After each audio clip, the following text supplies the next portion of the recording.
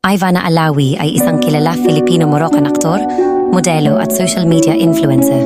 Si Mariam Al-Alawi na ipinanganak noong Disyembre 25, 1996 sa Manila, Pilipinas, ay nagkamit ng malawak na popularidad sa pamamagitan ng kanyang mahigpit na nilalaman sa YouTube at sa kanyang mga papel sa Pilipinas television dramas. Ivana nagsimula ang kanyang karera sa industriya ng entertainment na may mga maliit na papel sa iba't ibang mga programa ng TV.